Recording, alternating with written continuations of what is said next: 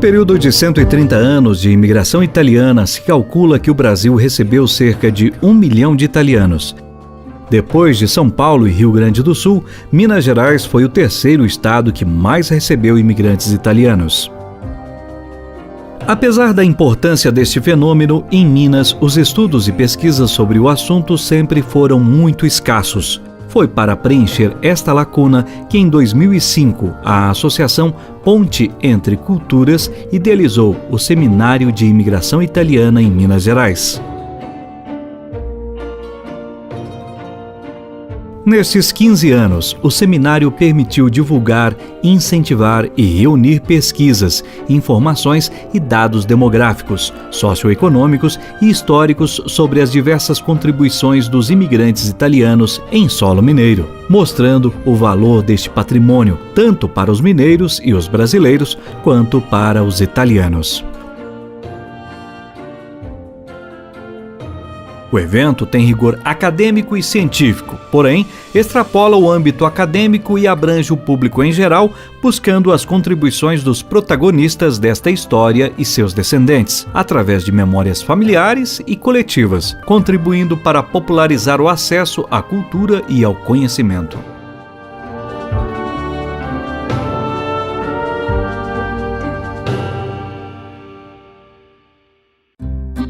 Em 2019, o seminário foi realizado pela primeira vez no sul de Minas, em uma pequena cidade chamada Andradas, situada na zona de fronteira com o estado de São Paulo.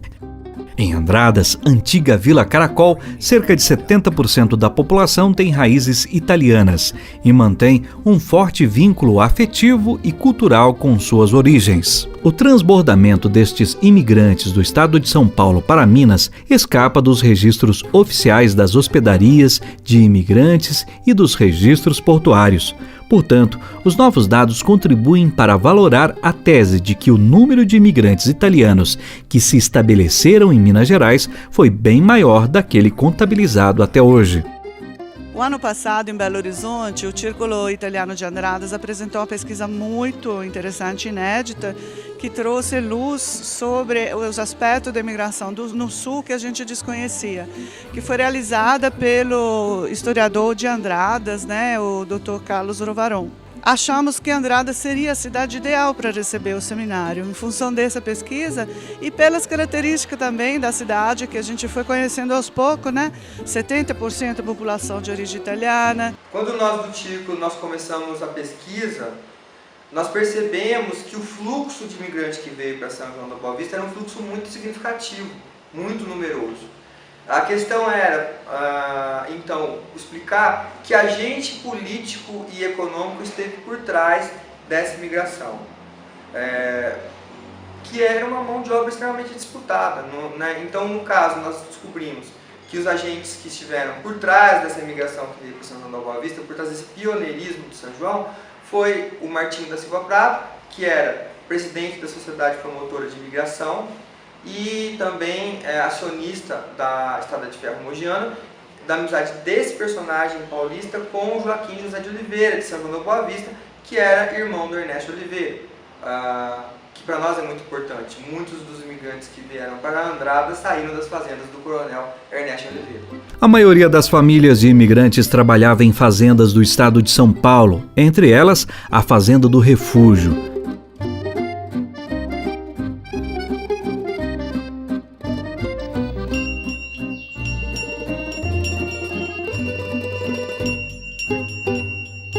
Tínhamos em São João da Boa Vista 33 fazendas que receberam fortemente a imigração italiana. Muitas delas na divisa de São João com Andradas. Então a gente percebe que a imigração italiana em Andradas, pela história, pelas pesquisas, ela parte do leste paulista. Os imigrantes que chegam ou em Mogi Guaçu ou em São João da Boa Vista acabam vindo para Andradas. Quem não conhece a história, não sabe viver o presente e não vai ter futuro. É um chavão, muita gente fala isso, mas é verdade, nós precisamos conhecer a história. Nós precisamos saber as nossas origens, as nossas influências, porque somos o que somos, porque podemos ser melhores, né?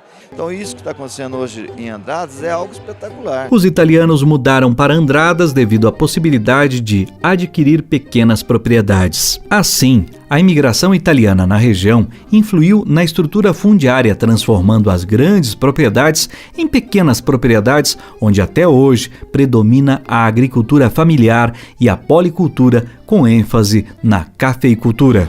Quando os italianos chegaram aqui na nossa região, eles vieram principalmente por São João da Boa Vista. E a cultura predominante nessa época em São João era o café.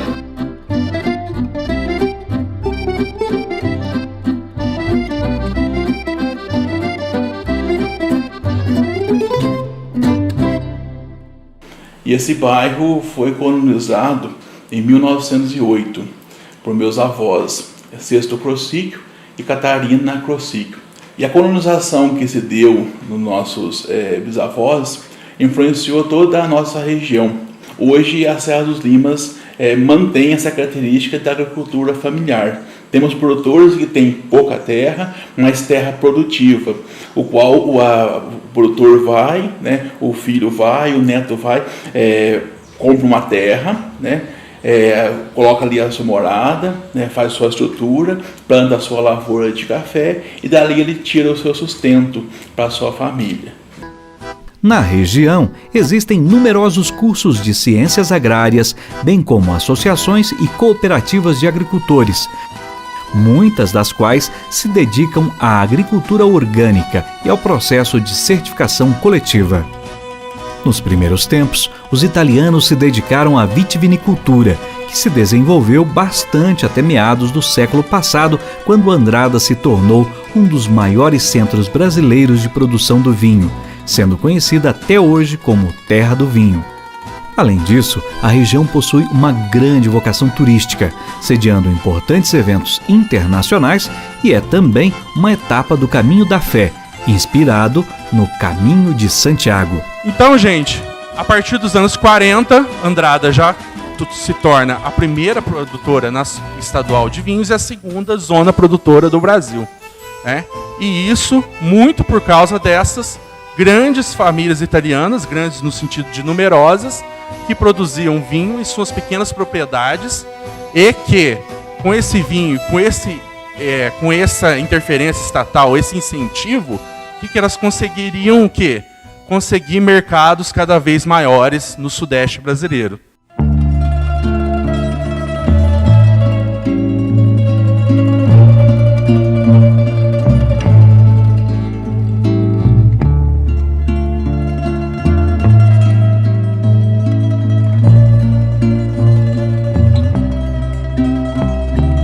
Dia 16 de agosto de 1888, meu bisavô Modesto Stella e meu tetravô Valentino Stella chegaram no Brasil para trabalhar nas lavouras de café dos Barões do Café aqui na Serra da Mantiqueira Paulista. No caso, eles foram trabalhar numa fazenda em São João da Boa Vista. Em 1910 eles vieram para cá, para Andradas, junto com muitas outras famílias. E meu bisavô comprou esse sítio de 10 hectares e começaram já no plantio de uva, coisa pouca para fazer o vinho de consumo. Aí chegando aqui, a primeira coisa que eles fizeram foi essa casa, onde hoje nós recebemos turistas, né? Mas a gente quer trazer as pessoas aqui, onde que tudo começou, nessa casa, onde que tem um monte de histórias. Então hoje o sítio está todo plantado de uva e é disso aqui que a gente vive. E então essa é a história da família Stella aqui no Brasil. Tais características nortearam a escolha das temáticas abordadas na 9ª edição do seminário e a escolha dos trabalhos selecionados através do edital lançado em abril de 2019. Nas 3 semanas que antecedem o seminário, realizamos o mini-curso que teve as inscrições esgotadas, com grande sucesso de público, contando com a presença de numerosos professores da rede pública e pessoas de todas as idades e de todas as áreas. O seminário aconteceu nos dias 20, 21 e 22 de setembro.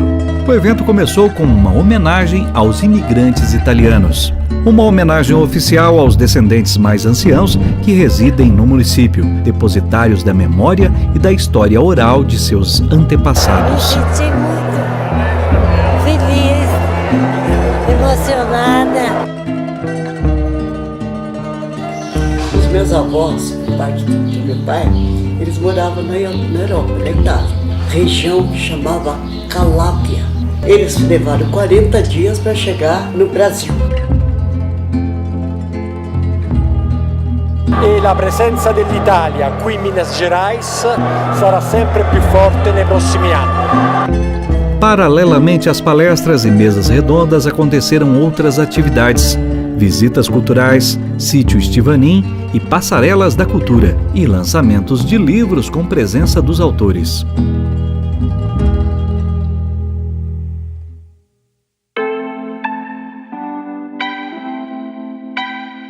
No sábado, na Câmara Municipal, após o pronunciamento e saudações do prefeito municipal de Andradas, Rodrigo Aparecido Lopes, e do cônsul da Itália, em Belo Horizonte, Dario Savarese, começaram as sessões de mesas redondas, palestras e debates.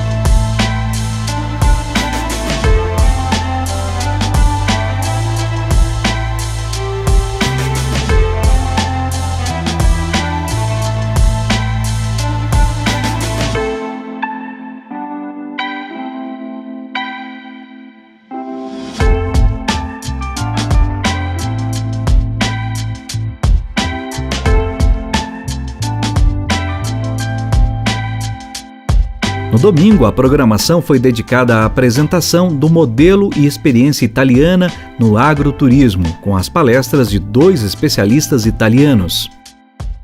Che cosa possiamo dire sull'agriturismo? Per esempio, intanto che è considerata la principale innovazione in agricoltura. Molti la considerano la vera e la più importante innovazione che c'è stata nell'agricoltura italiana degli ultimi 50 anni. E quindi l'Italia su questo tema è diventato un punto di riferimento internazionale. Molti ci chiedono, abbiamo visite da tutta Europa, è un caso veramente di successo che è stato l'agriturismo italiano, come il Made in Italy che si dice per altre cose. Ecco, è un esempio veramente interessante in questa chiave.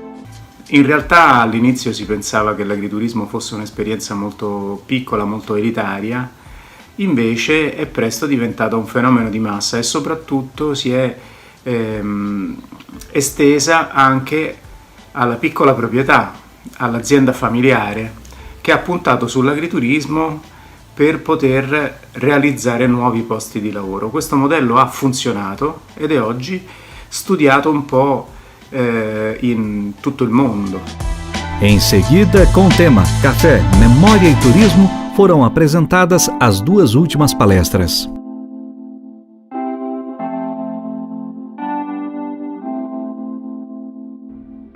Todas as atividades foram gratuitas e contaram com a transmissão ao vivo, tradução simultânea e tradução em libras. Hoje nós somos resultado de todos aqueles sonhos, desafios, sofrimentos dos nossos antepassados. Hoje nós estamos tratando dos antepassados italianos, né? Muitos aqui têm muitos outros ancestrais de diversas origens étnicas. E daqui 100 anos que nós deixaremos para aqueles que virão, né? Da minha parte, de muitos daqueles que estão trabalhando comigo, com amizade e com parcerias de trabalho, o que a gente quer é deixar um mundo com meio ambiente mais cuidado, com menos veneno e maior qualidade de vida e saúde para cada um. Obrigado.